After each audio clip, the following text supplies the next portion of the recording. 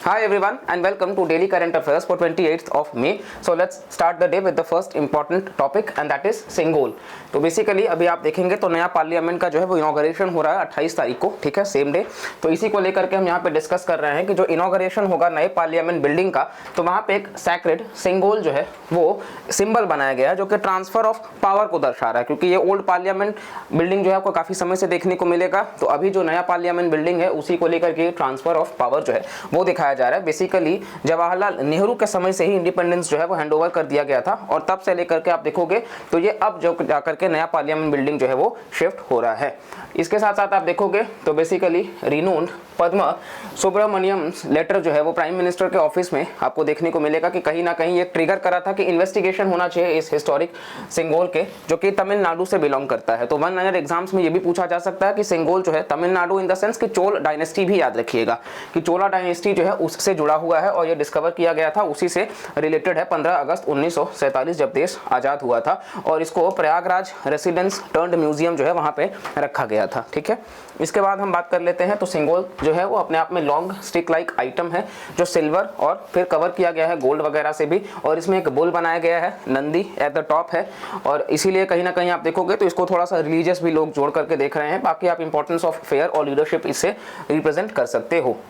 और ये idea represent करता है कि जो पर्सन है वो अपने रूल को फेयरली जो है वो हैंड ओवर करता है, और माना जाता है कि कनेक्शन है चोला डायनेस्टी से, जिसके बारे में हमने बात किया है, और चोला डायनेस्टी के ऊपर भी सवाल हो सकता है। इसके जो फाउंडर हैं वो हैं विजयालया, तो आप ये भी याद रखिएगा कि चोल डायनेस्टी के जो फाउंडर हैं वो बेसिकली आपको देखने को मिलेगा कि ये बेसिकली विजयालया जो हैं वो इसके फाउंडर हैं। और साथ साथ में इसके कुछ दो इंपॉर्टेंट एपिक्स भी आपको देखने को मिल जाएंगे, जैसे कि सिलपथिकरम और मनी मेकलाई।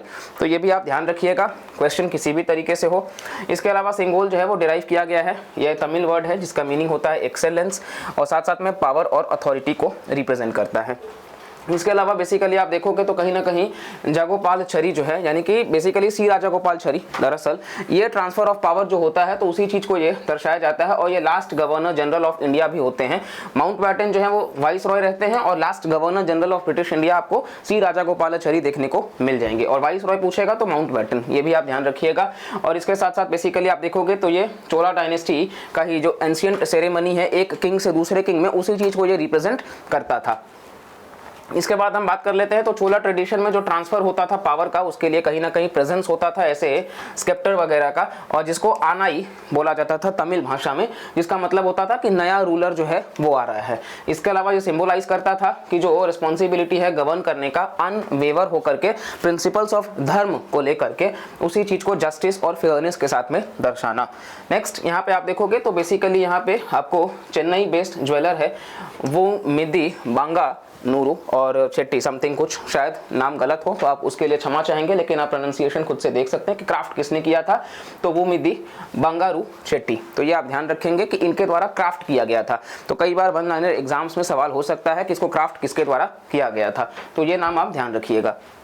नेक्स्ट हमारा जो टॉपिक है that is independence of district judiciary.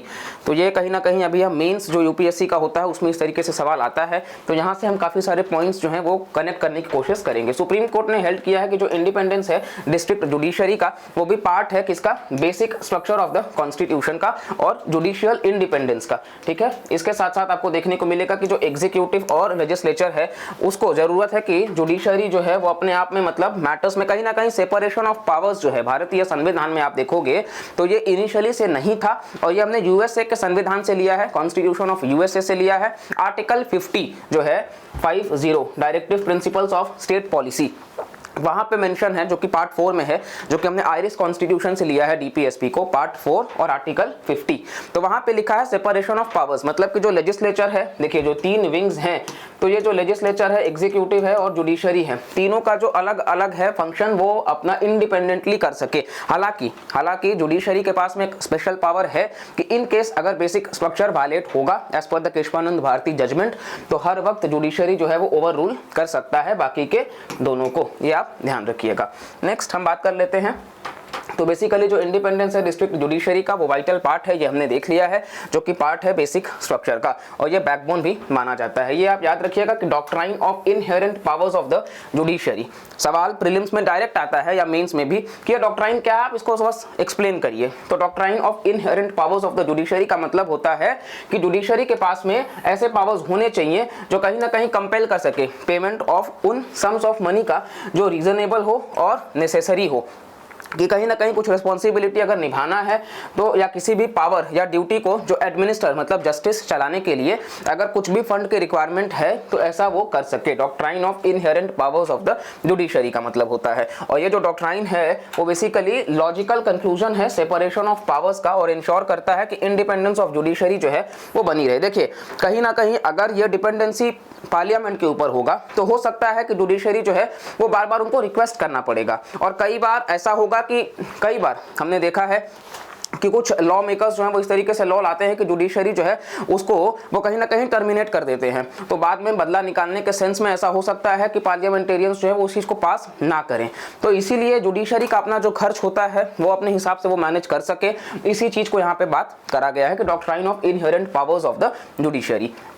Now significance क्या है डिस्ट्रिक्ट जुडिशरी का, तो देखिए डिस्ट्रिक्ट जुडिशरी जो है वो कई सारे केसेस में आप देखोगे तो मोस्ट एक्सेसिबल होता है, ठीक है। इसके साथ साथ आप सिंगल डे में भी देखोगे तो जो डिस्ट्रिक्ट जुडिशरी है वो लगभग 11.5 लाख केसेस हैंडल करता है। मतलब कितना ज़्यादा सिग्निफिकेंस है इनका, मतलब आप होल्ड, हम हमेशा सुप्रीम कोर्ट हाई कोर्ट की बात करते हैं, लेकिन सबसे ज़्यादा जो है वो केसेस पेंडिंग भी डिस्ट्रिक्ट जजेस मतलब डिस्ट्रिक्ट कोर्ट्स जो है वहाँ पर ही हैं। और इनका इंपॉर्टेंस आप देखिए कि हर दिन इतने ज़्यादा केसेस, आप समझिए कि फाइल कितना ज़्यादा होता है। इवन ड्यूरिंग जो पीरियड ऑफ द पैंडेमिक था वहाँ पे भी डिस्ट्रिक्ट जुडिशरी बहुत एफिशिएंट रहा, और इसके साथ साथ उन्होंने काफ़ी अच्छे फंक्शंस निभाए, जिस तरीके से जस्टिस को टाइमली मैनर में उन्होंने डिलीवर किया। तो मेंस में आप इसको लिख सकते हो, इसके इंपॉर्टेंस को, कि ऐसा नहीं है कि मतलब देखिए जैसे हम लोकल सेल्फ गवर्नमेंट पढ़ते हैं, पंचायती राज, तो जब तक नीचे से ऊपर का विकास नहीं होगा उसी तरीके से डिस्ट्रिक्ट जुडिशरी को भी साथ लेकर के चलना, मॉडर्नाइजेशन करना, ये कुछ इंपॉर्टेंट पॉइंट्स हो सकते हैं।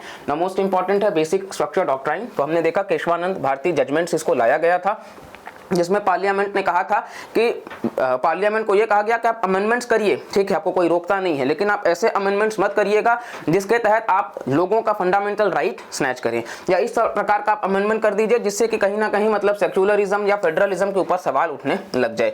और ये हालांकि ध्यान रखिएगा कि ये जो टर्म है ऑलरेडी यूपीएससी प्रीलिम्स में आया था, तो ये टर्म कॉन्स्टिट्यूशन में कहीं पर भी डिफाइंड नहीं है। बेसिक स्ट्रक्चर को अलग अलग जजमेंट से, जैसे सेक्युलरिज्म को एसआर बोम्मई जजमेंट से जोड़ा गया था, तो अलग अलग जजमेंट से आपको देखने को मिलेगा कि इसका जो टाइमलाइन है वो बढ़ाया गया है। और ये ध्यान रखिएगा कि ये जो केशवानंद भारती जजमेंट है ये अभी तक का सबसे बड़ा जजमेंट है, मतलब 13 जजेस का कॉन्स्टिट्यूशनल बेंच बैठा था, और जो कॉन्स्टिट्यूशनल बेंच बैठता है वो आर्टिकल 143, ठीक है, ये भी आप याद रखिएगा। आई नो कई सारे फैक्ट्स हैं लेकिन सवाल बनते हैं, इसीलिए आपको हम शेयर कर रहे हैं। नेक्स्ट आप देखोगे तो ये 4 केसेस हैं जो जुड़े हैं बेसिक स्ट्रक्चर से, शंकरी प्रसाद केस, गोलकनाथ केस, केशवानंद भारती और मिनेर्वा मिल्स। चारों ही बहुत इंपॉर्टेंट है। शंकरी प्रसाद जो है उसमें कहा गया कि पार्लियामेंट अमेंड नहीं कर सकता है, गोलकनाथ में कहा गया पार्लियामेंट अमेंड कर सकता है, केशवानंद भारती में भी कहा गया कि आप अमेंड करिए लेकिन आपका जो अमेंडमेंट का पावर होगा वो रेस्ट्रिक्टेड होगा बेसिक स्ट्रक्चर से। और मिनेर्वा मिल्स जो है वो डीपीएसपी और फंडामेंटल राइट्स के बैलेंस की बात करता है कि दोनों का बैलेंस होना चाहिए, ठीक है। ये 4 जजमेंट्स का मोटा मोटा पॉइंट्स भी याद रखिएगा। सुप्रीम कोर्ट और हाई कोर्ट की बात कर लेते हैं तो ये अलग अलग आपको देखने को मिल जाएगा कि सेग्रीगेशन, टॉप पे सुप्रीम कोर्ट है, फिर हाई कोर्ट है, स्टेट लेवल पे ये सारे जो हैं वो आपको देखने को मिल जाएंगे, और सबऑर्डिनेट कोर्ट्स पे तो ये आप अपने हिसाब से पढ़ सकते हैं, इसमें बहुत एक्सप्लेन करने लायक कुछ नहीं है। नेक्स्ट है हमारा इंडिया बांग्लादेश रेल लिंक। तो भारतीय मंत्रालय जो है रेलवे का, उन्होंने हैंडओवर किया है 20 ब्रॉड गॉज लोकोमोटिव्स बांग्लादेश को, ताकि वो सपोर्ट कर सके जो पैसेंजर्स का आना जाना होता है और जो गुड्स का ट्रेन का उसके बारे में। तो currently 3 pairs of passenger train चलते हैं भारत और बांग्लादेश के बीच में। पहला है कोलकाता से ढाका चलने वाला मैत्री एक्सप्रेस, दूसरा है कोलकाता से खुलना चलने वाला बंधन एक्सप्रेस, और तीसरा है न्यू जलपाईगुड़ी से ढाका चलने वाला मिताली एक्सप्रेस। तो ध्यान रखिएगा, एसएससी वगैरह में सवाल पूछा जाता है तो ये तीनों का नाम आप, या फिर यूपीएससी के मेंस में जब आप आईआर के लिए आंसर लिख रहे हैं तो आप दिखा सकते हैं कि किस तरीके से कनेक्टिविटी है बिटवीन इंडिया एंड बांग्लादेश। इसके अलावा कुछ प्लान्ड सेक्शंस भी हैं, जैसे इस पे काम चल रहा है, अखौरा अगरतला रेल लिंक और महिहासन शाह बाजारपुर रेल लिंक। इसके अलावा कुछ अलग भी लिंक्स हैं, जैसे आप भारत और नेपाल के बीच में देखेंगे तो जनकपुर से जयनगर रेलवे स्टेशन, ठीक है, यानी कि हम इंडिया नेपाल मतलब रेलवे की इतना बड़ा काम कर रहा है। आप देखेंगे तो इंडिया को बांग्लादेश से जोड़ रहा है, इंडिया को नेपाल से जोड़ रहा है। तो हमारा जो नेबरहुड फर्स्ट पॉलिसी है वो भारत सरकार बखूबी बहुत अच्छे से निभा रही है with railway ministry. India Pakistan के बीच में थार एक्सप्रेस, और ये कहीं ना कहीं सस्पेंड हो चुका है, आपको पता है कई मतलब कारण है उसके पीछे पाकिस्तान का जो भी रवैया रहता है, तो इस वजह से ये जो है वो कैंसिल है। इंडिया म्यांमार के बीच में भी चलता है India Myanmar Thailand trilateral highway. तो यहाँ ट्रेन तो नहीं है, लेकिन यहाँ आप देखोगे तो कंस्ट्रक्शन में ये हाईवे है जिसके तहत फर्दर भारत से होते हुए म्यांमार, म्यांमार से होते हुए थाईलैंड और फिर बाकी जो साउथ ईस्ट एशियन नेशंस हैं, आसियान नेशंस हैं, उनको जोड़ा जाएगा। मतलब जो हमारा एक्ट ईस्ट है पॉलिसी, वो हम कितना बेहतर निभा रहे हैं, आप इसको भी ध्यान रख सकते हैं। एडिशनली जो इंडियन गवर्नमेंट है वो ऑफर करती है कि आईटी सिस्टम का इस्तेमाल किया जाना चाहिए। पीएम गति शक्ति स्कीम जो है, जो बेसिकली जियो स्पेशल इंफॉर्मेशन देता है कि मतलब किस तरीके से आप ओवरऑल जो जियो टैगिंग वगैरह का इस्तेमाल करके और इंफ्रास्ट्रक्चर को और बेहतर बना सकते हैं। साथ साथ नेक्स्ट टॉपिक हमारा उड़ान 5.1। तो जो मिनिस्ट्री ऑफ सिविल एविएशन है उन्होंने लॉन्च किया है। इसको डायरेक्ट सवाल हो सकता है कि उड़ान किसने लॉन्च किया है, तो मिनिस्ट्री ऑफ सिविल एविएशन, उड़े देश का आम नागरिक। और ये नया वर्जन है रीजनल कनेक्टिविटी स्कीम का, मतलब अलग अलग शहरों को या ग्रामीण इलाकों को जोड़ने की बात करी जाती है। डिजाइन फॉर हेलीकॉप्टर रूट्स, जहां हेलीकॉप्टर ऑलरेडी चल रहे हैं।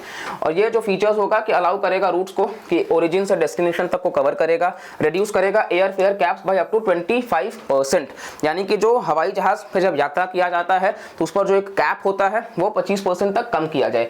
इंक्रीज किया जाए वायबिलिटी गैप फंडिंग, जो कि बेसिकली वायबिलिटी गैप फंडिंग क्या होता है कि मान लीजिए जो नए ऑपरेटर्स आते हैं इस इंडस्ट्री के सिविल एविएशन में, तो अगर उनको लॉस झेलना पड़ता है तो सरकार उनको सपोर्ट करेगा, ठीक है, सरकार उनको एक सपोर्ट करेगा। जैसे एमएसपी क्या है कि 1.5 गुना तक किसानों को पैसा दिया जाता है उन क्रॉप का, उसी तरीके से वायबिलिटी गैप फंडिंग जो है वो बढ़ाया जाएगा, ताकि जो नए, जैसे अभी आप देखेंगे तो आकाश एयर आ चुका है, ठीक है, इसके साथ साथ टाटा भी इस इंडस्ट्री में आ चुका है, इंडिगो ऑलरेडी काम कर रहा है, इसके ऊपर भी हमने एक वीडियो बनाया है कि क्यों गो फर्स्ट जो है वो फेल हो गया और क्यों इंडिगो जो है वो बहुत बेहतर तरीके से काम कर रहा है। तो आप उस वीडियो को भी जाकर के चेकआउट करिएगा, तो आपको बहुत कुछ जानने को मिलेगा। नेक्स्ट हम बात कर सकते हैं, दैट इज एम क्या है। तो ये स्कीम जो है वो डेमोक्रेटाइज करता है कि किस तरीके से टूरिज्म, हॉस्पिटैलिटी और लोकल इकोनॉमीज को प्रमोट किया जाए, और बाकी सारी हम नॉर्थ ईस्टर्न को भी जोड़ने की बात कर रहे हैं। उड़ान 5.0 जो है मिनिस्ट्री ऑफ सिविल एविएशन हमने देख लिया है। बाकी ये उड़ान स्कीम लॉन्च कब किया गया था, तो 2016 में, ये आप ध्यान रखेंगे कि 2016 में लाया गया था। और ये अलग अलग जो है 1 2 3 4 5 ये बहुत इंपॉर्टेंट नहीं है, इसको आप अपने हिसाब से कवर कर सकते हैं। नेक्स्ट टॉपिक है हमारा artificial intelligence super computer Airavat. तो जो AI सुपर कंप्यूटर ऐरावत है, जो लोकेटेड है सीडैक पुणे में, भारत में, उसने अचीव किया रैंकिंग ऑफ 75th दुनिया में। जो टॉप 500 ग्लोबल सुपर कंप्यूटिंग का जो लिस्ट आया है उसमें ऐरावत जो है वो टॉप 75 में है। इसके साथ साथ आप देखोगे सिग्निफिकेंस, तो ये रिकॉग्नाइज करता है कि भारत को top AI super computing nations बनाना है।